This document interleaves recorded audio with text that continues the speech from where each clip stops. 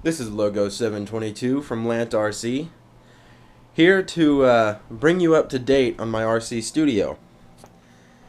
Soon after I made the previous video of my RC studio look around, I actually gave it a few upgrades. And those upgrades weren't exactly small upgrades. They were actually about $100 upgrades. But they were worth it, because I'm really enjoying my upgrades. And here just to talk a little bit about it.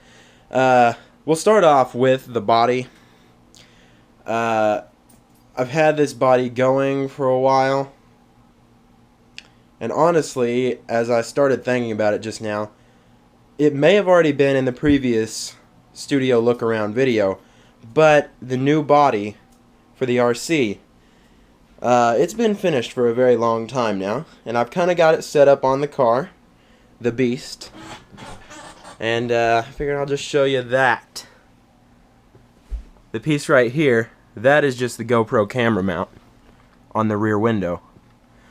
It's got the eRevo tint scale carbon wing on the back. And I painted it on the inside, of course, with the Tamiya black and darkish blue paint. I don't have either one of the black or blue paints, but right over here is the Tamiya white paint that I put as a base coat, or not a base coat, but a finishing coat on the inside of the body. Because I was thinking about all the other bodies I've got, you know, usually they're finished off with a white coat to really bring the colors out. And I really wanted the blue to pop more than it did. So I put that white coat on there, and the blue shows up a lot better than it used to. But I would really love for the blue to show up even more. So that is just one of the things I'll be thinking about on my next body project. But the Beast has nice color to it. If you can't already tell, the color scheme is obviously black and blue. And I just got the body back on there, but I saw another upgrade that I forgot about. You might have already been able to guess as well, but I replaced the stock chassis with the Traxxas black chassis. My old chassis, it's here somewhere, maybe not in this general area. I may have even thrown it in my closet. Somewhere. Maybe not. I don't know. Oh, yeah, right there. Alrighty then. My old chassis, as you can tell right there, where that odd, weird strand of duct tape is, and on the bottom, that is where the chassis broke, because I decided I wanted to see if I could jump my car from the cliff-hanging driveway. You know, there's probably about a half a foot off the ground that our driveway sits, and I used to use it as a ramp a lot. So I decided to hit it a little faster, and the car went up, and our front yard is on a brick slab. It's probably about 2.5 feet off the ground, and I actually flew through the air, and the car landed pretty much directly on the center of the chassis, on the corner of the bricks, just like that. It was crazy bad. I thought I snapped it in half, but actually, turns out I just did that. Super glued it and duct taped it together. Never held. And I finally got the black chassis. I'm going to get a Team Intigi blue aluminum battery plate cover and the black upper chassis from Traxxas as well. I've already got the black Traxxas transmission box. And this is the standard gear cover, of course, with the blue wheelie bar and all the blue A-arms all the way around. So it's really coming together. I got a lot of these little blue clips, and still got my old Castle Sidewinder 3 in there with the orange Team Intigi motor fan. If I could find a blue aluminum motor fan that clips on with the heatsink, I would get it. but it's got to be able to plug into the receiver, which is one of the bad things, because there is no point on the Sidewinder 3 combo system that allows you to plug anything into it except for the programming deal with the Castle Link setup. So that's the whole story behind that. And right here, you might have already even seen the big upgrade I did, but right here is something that sits on it. And this is just a new compartment box. Instead of having the black and yellow toolbox with the two small compartment boxes on the top of it, I decided to get me one big one. It holds everything I need in separate compartments. All these shock spacers here, my gears, body clips, and I have actually put a drop of super glue in each side of the little dividers here, so that way they're not coming out and they won't move, because I've had a lot of trouble already with these two dividers especially coming up when I get pins out, and then they'll just fall out from underneath it. I've got a bunch of GoPro camera mounts because they always pop off because I'm a terrible rough driver. And I'm pretty sure that's Spyro Smith texting me back. If you could hear that, I'm sure you could. But yeah, I've got a lot of neat stuff. Okay, we'll check my phone later. But yeah, not too long ago, I actually ended up finding my Y connector for the running in parallel of the batteries. So one of these days, when I finally decide to get more than one LiPo, there's a possibility, if I had two of the same, of course. I prefer not to have different voltages because that's not good for the RC. Because with this type of connector, if you run a 3-cell LiPo and a 2-cell LiPo in parallel instead of series, the parallel doesn't add the voltages together. All it does is it takes from one battery, puts it into the ESC, and then takes from the other battery, puts it into the ESC.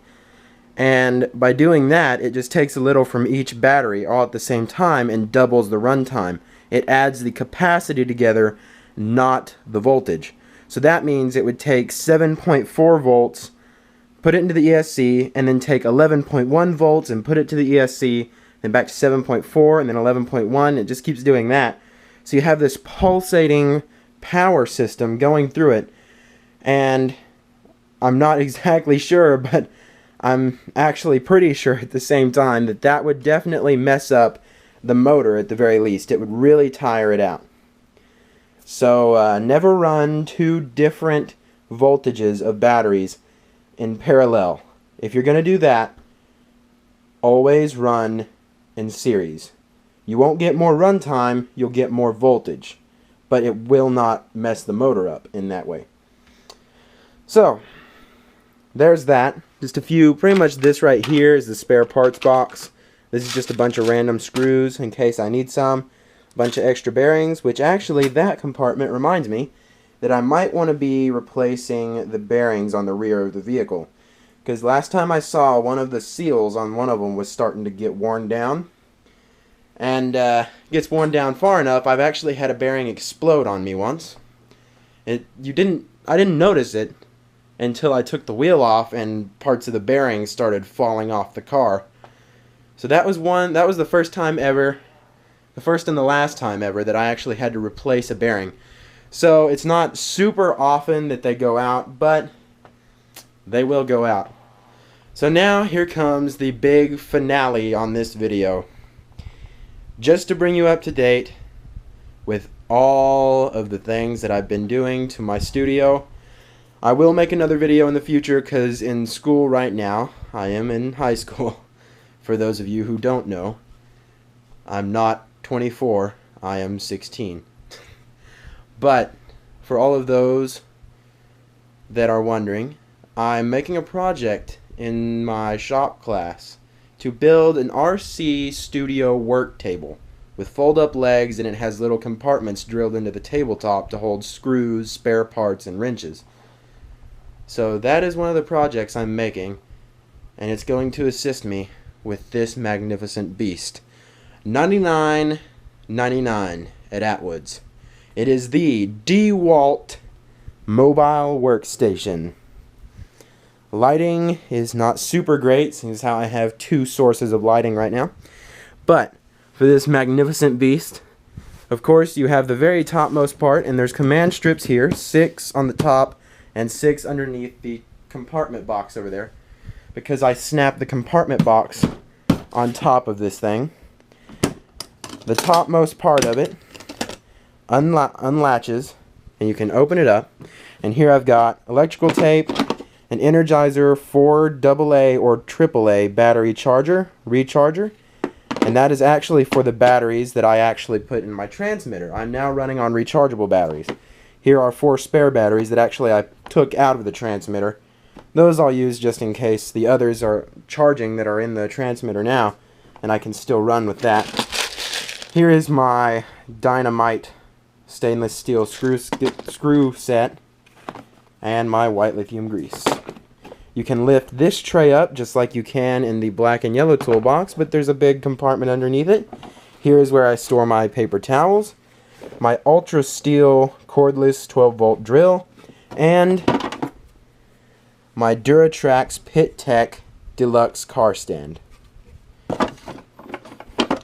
All of these things, I'm not showing you into too much detail because you have seen them in the previous video. Not much has changed, it's just the transportation part has changed. Now, you can close that back up, you don't have to latch it or anything, but on the sides here, there are 2 of these things. One on this side, one on this side. You can rotate them to lock the thing in place, which I can't really do it with one hand. I can try, you can do it one at a time, I guess. But it just kind of locks into place, so that way it won't slide or anything. You can unlock it, and right here is a lever. You just pull it up and push back. And it does take a bit of effort. Back here is the telescopic handle. You can pull it up, and you can roll it. Just by squeezing these 2 things together, it releases it. And the best way to open it up is by pushing forward on the handle with your hand, and it just latched that back in place. But you get the wheels out of their stations in the back, which are right here and right here. You get the wheels out of there, you release the handle, and the entire thing slides back and opens up completely. Here, now I have my spare rear tires, my spare fronts, the drill battery, the drill charger and adapter, dynamite tool set, my ultra steel drill bit set, my other GoPro mount, because I'm actually using a different one now, and here's the waterproof back for my GoPro mount, my GoPro case. There it is. I've put this mount back onto the case because when I put the case on the back of the Stampede body, I prefer it to sit about like that. I've also lowered it down. It used to be standing straight up like that, and I've lowered it down because I really like seeing the hood of the body on the camera. In the previous video I did, the very last one of my run vids, the high-speed gearing video, that is what you were seeing in the bottom of the screen, was the hood of that magnificent body that I painted. And right in this compartment, that's where I put my Traxxas Easy Peak Plus 6 amp fast charger. I never put my LiPo battery in anything besides my front seat or my dash, because I really would prefer the availability of it to be thrown out the window of my vehicle while driving down the road, if it decides to act up and start smoking and shorting out and all that. I actually meant to put these 2 body mounts in the toolbox as well for spares. That's the front body mount from the Rustler formation instead of the front body mount for the Stampede. And that is mainly just because if I break the front body mount of the Stampede, then I can take the front one off, put this one on, and just take the rear body mount of the Stampede off. Because the Stampede body mount for the rear actually just screws onto the body mount for the Rustler. And of course the another rear body mount for the Stampede, so if I break that one, I can just put this one on and not have to change much at all. And I will end up putting these somewhere. I might be able to show you where I put them on the video. Like right about there. Actually, I like that position. We'll do that. And I'll put the grease somewhere too. I'll just stick it there. That works. But yeah. I mean, I usually take off the adapters here for the batteries. And then I coil up the DC charging cables as well as the AC charging cable. And I just stick them on this end of it, and the charger sits back there. And the big compartment in the bottom, you might be able to guess what it's for. The Beast itself. You can comfortably fit the Beast. Actually, it only really comfortably fits. Let me set this on the bed. It only really comfortably fits, especially when you completely fold the wheelie bar up like so. Then you can take this wonderful beast and just slide her right down in there. And you can also fit about 2 bodies comfortably, and it's a bit of a struggle to get in and out when you have 3 bodies, such as the Stampede body, the original Rustler body, and the Mustang body. But they will all 3 fit in there with the car. So that is pretty much everything that I would need. But it's something else I forgot to show you. It's right here. Lift off the tray. Okay. You ready for this? The transmitter. Turn it face down. Set the base in the bottom. And the handle part on the top of it sits right there. And you can comfortably close up every single bit of the RC, except for the body, of course, into the new toolbox.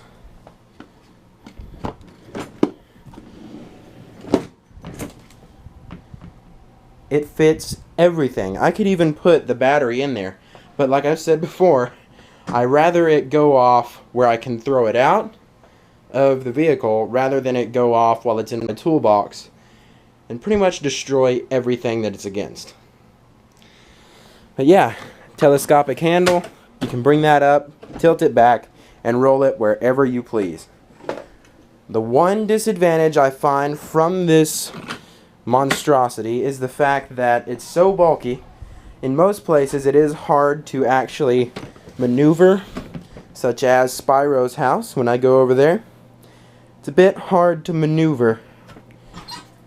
And another one is you have to have at least enough space for this thing to unfold. See right there, there's not quite enough space for it, but that's just because I've got it leaned up against a drawer. Now it can fully open, because it has to have at least, I think probably about 3 feet to fully extend. Maybe 3.5, 3.25, I don't know. But it's got to have enough space to actually completely full out extend. And it does come with 2 more dividers, because one divider can go here and one can go right here. And I usually just keep them and store them underneath the battery for the drill. But yeah, that is the newest and most expensive upgrade I've done recently. It's quite the deal. I'm really enjoying it. So yeah, this is Logo722 from Lant RC, reminding you just before I leave to like and subscribe this video if you've enjoyed the information you've just received into the most rear part of your mind. And we'll hope to see you again. This is Logo722.